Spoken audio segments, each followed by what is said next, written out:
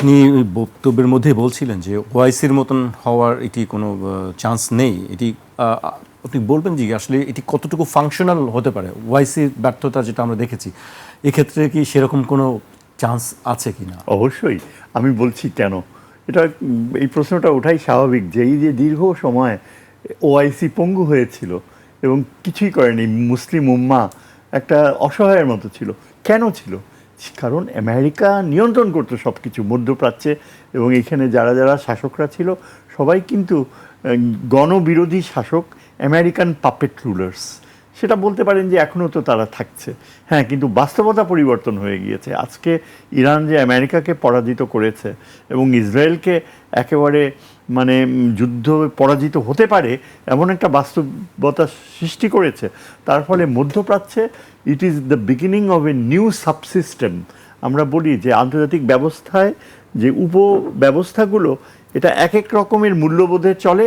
এই যে দীর্ঘ 50 বছর আমেরিকান কর্তৃত্ববাদী মূল্যবোধে চলার ফলে শাসকরা, মধ্যপ্রাচ্যের শাসকরা কখনো এক হয়ে একটা কমন এনিমিকে করতে, আজকে সেই সুযোগ এসেছে যেটা কোনো দিন আগে আসেনি।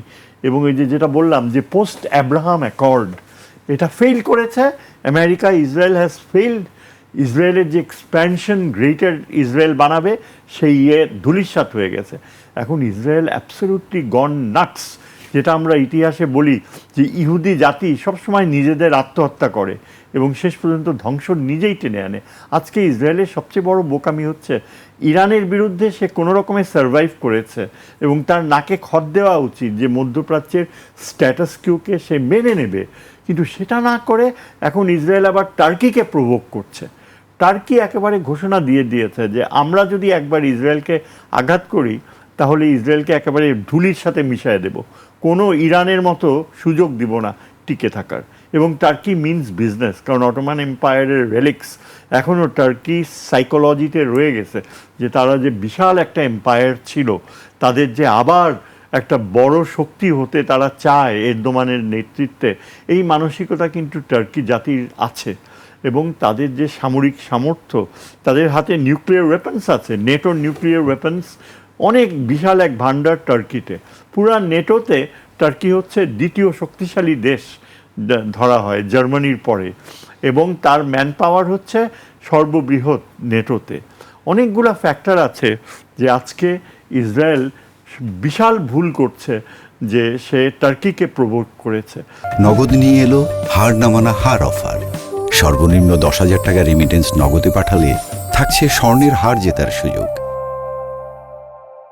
এবং এখন এটা আমি মনে করি সবচেয়ে তাৎপর্য কথা হচ্ছে মোহাম্মদ বারাদির উক্তি যে সে যে মূল্যবান, যেটা ইরানিয়ান গভর্নমেন্ট মুখ ফুটে বলেনি, বারাদি বলেছে যে যদি ইসরায়েল টার্কিকে আঘাত করে ইরান টার্কির পাশে যেয়ে দাঁড়াবে।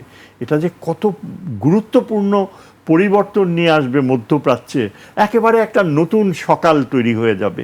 আমি তো আশাবাদী এখন যে এই যে আমেরিকান ঘাঁটিগুলো এখন একে একে বন্ধ হয়ে যাবে এবং সৌদি আরবের কোনো প্রয়োজন নেই আমেরিকাকে, কারণ আমেরিকা প্রথমত সৌদি রাজতন্ত্রকে বাঁচাবে না, এটা প্রমাণিত হয়ে গেছে।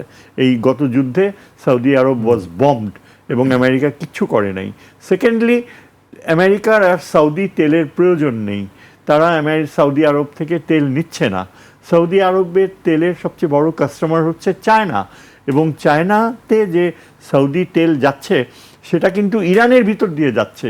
ইরানের সাথে চায়নার রেল লাইন রয়েছে, পাইপলাইন রয়েছে, এবং সৌদি আরবিয়া অলরেডি অনেক কম খরচে, অনেক কম সময়ে ইরানকে ব্যবহার করছে এই তেলের জন্য। এখন আমাদের কিছু কিছু সমালোচক বলে যে শিয়া সুন্নি যে দূরত্ব সেটা তো রিভাইভড হবে। এটা আমার মনে হয় একেবারে আউটডেটেড একটা ধারণা। শিয়া সুন্নি দূরত্বটা মূলত মোসাদের সৃষ্টি। আধুনিক বিশ্বে এখন শিয়া আর সুন্নিদের যে দূরত্ব, এটা আপনি পাকিস্তানের সেই ফ্রন্টিয়ার প্রভিন্সে যারা অশিক্ষিত মানুষ, শিয়া সুন্নি, তাদের মধ্যে হয় এই মারামারি। কিন্তু শিক্ষিত সমাজে শিয়াদের যে চিন্তাধারা আর সুন্নিদের যে চিন্তাধারা, এতগুলো বছর, এতগুলো সময় চলে যাওয়ার পরে এখন তারা কিন্তু বাস্তবতাকে মেনে নিতে শিখেছে। তা না হলে সৌদি আরব যে ইরানের ভিতর দিয়ে যে তেলের লাইন নিচ্ছে, এটা কখনো তারা সম্ভব হতো না। আর সবচেয়ে বড় কথা হচ্ছে চীন কখনো অ্যালাউ করবে না যে এই শিয়া সুন্নি ডিসপিউটটা আবার কোনোভাবে রিভাইভ করুক। সুতরাং আপনি এটা ধরে নিতে পারেন যে শিয়া ডমিনেটেড ইরান, সিরিয়া ও ইরাক তিনটা দেশই কিন্তু এখন মধ্যপ্রাচ্যে অত্যন্ত গুরুত্বপূর্ণভাবে তারা মার্কিনী প্রভাব বলয় থেকে বের হয়ে আসবে। আজকে সিরিয়ার নিয়ন্ত্রণ ইসরায়েল নেবে না টার্কি নেবে, সেই ডিবেটে টার্কি এখন একেবারে এগিয়ে আছে।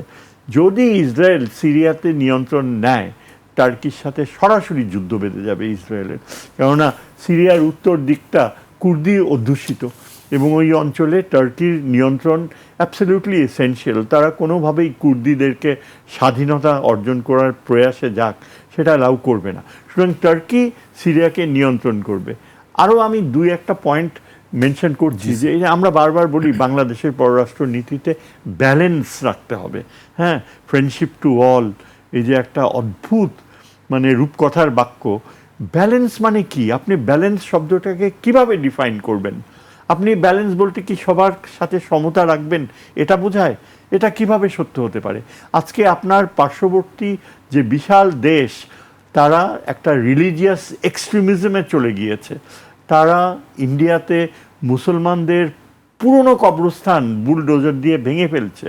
শ্বেত পাথরের তৈরি যেসব কবরগুলো 300-400 বছরের, সেগুলো মাটির সাথে মিশিয়ে ফেলছে। আমি নিজে দেখেছি ভিডিও। তারপর তারা মসজিদ ধ্বংস করছে। অর্থাৎ ইন্ডিয়া বিনা সিক্রি অ্যাম্বাসেডর বারবার বলে বাংলাদেশে নাকি আমাদের ধর্মীয় উন্মাদনা জেগে উঠছে, অথচ বাংলাদেশে এরকম কোনো কিছু ঘটে নাই। যা ঘটতো তা ভারতীয় এখানে ইম্পোজ করত। ভারতে এখন যে ধর্মীয় উন্মাদনা এবং তারপর বাংলাদেশের তাদের এক্সপ্যানশনের যে চিন্তাধারা, এগুলো সব কিছু মিলিয়ে শিওরলি বলা যায় যে আমাদের নেইবার হেজিমনিক, এক্সপ্যানশনিস্ট। ইসরায়েল তার মূল মিত্র। ইসরায়েলের কাছ থেকে এক্সপ্যানশনের ধারণা ভারত আরও কার্যকরভাবে প্রয়োগ করবে বাংলাদেশে। এখন এটাকেই ব্যালেন্স করতে হবে। ব্যালেন্স শব্দটার অর্থ হচ্ছে যে ইন্ডিয়ান হেজিমনিকে ব্যালেন্স করতে হলে আমাদেরকে কালেকটিভ ডিফেন্স আর বাইল্যাটারাল ডিফেন্স দুইটাই রাখতে হবে। আমি আপনার প্রোগ্রামে পূর্ববর্তী বক্তারা বলেছে যে দ্বিপাক্ষিক বা bilateral security pact is better than collective security pact. আমি মনে করি এটা সর্বৈব বাজে কথা। কেননা আপনার বাইল্যাটারাল সিকিউরিটি প্যাক্ট আপনি যাদের সাথে করছেন, পাকিস্তান, টার্কি, এরাই কিন্তু মক্কা প্যাক্টের মূল স্থপতি। তাদের পাশে যদি আপনি মাল্টিল্যাটারাল প্যাক্টে না দাঁড়ান, তাহলে আপনার ওই বাইল্যাটারাল প্যাক্ট কতখানি অর্থপূর্ণ হবে? অর্থাৎ আমি যেটা বলতে চাচ্ছি যে ব্যালেন্সের আইডিয়াটা হচ্ছে যে আমরা ভারতকে কাউন্টার করতে হলে আমাদেরকে ইন্ডিয়ান হেজিমনির পাল্টা ব্যবস্থা হিসেবে multilateral defence treaty is the only answer to Indian অখণ্ড ভারত। এটা কিন্তু আগে 2 বছর 3 বছর যদি বিজেপি না থাকতো, যদি আরএসএস না থাকতো, তাইলে আমি এই যুক্তি কখনো দাঁড়া করাতাম না। আমি নেহেরুর ইন্ডিয়া, বাজপেয়ীর ইন্ডিয়া, তাদের শান্তিকামী নীতি আমার দেশের অস্তিত্বর উপর আমি বিশ্বাস রাখতাম।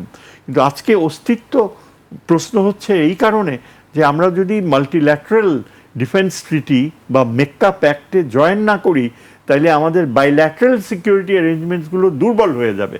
এবং এই কারণে আমার মনে হয় এটা।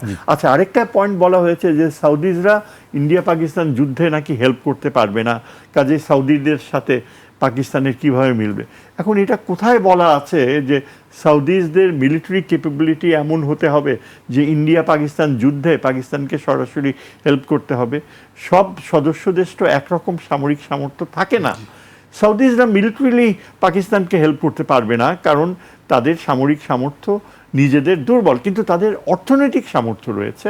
তারা পাকিস্তানকে এমন উন্নত মানের ওয়েপন দিতে পারে। আর তাছাড়া পাকিস্তানের নিউক্লিয়ার ক্যাপাবিলিটি রয়েছে। ইন্ডিয়া কীভাবে পাকিস্তানকে ধ্বংস করবে? ডেটারেন্ট তো কাজ করে। ইন্ডিয়া পাকিস্তানকে এমন কোনো আঘাত যদি করতে নেয়, পাকিস্তান ফার্স্ট স্ট্রাইক ক্যাপাবিলিটি, এটা হচ্ছে নিউক্লিয়ার ডক্ট্রিন। আপনি পাকিস্তান যদি তার ফার্স্ট স্ট্রাইক ক্যাপাবিলিটি ইউজ করে, তাহলে ইন্ডিয়ার কোনো সামর্থ্যই থাকবে না সেকেন্ড স্ট্রাইক করবার।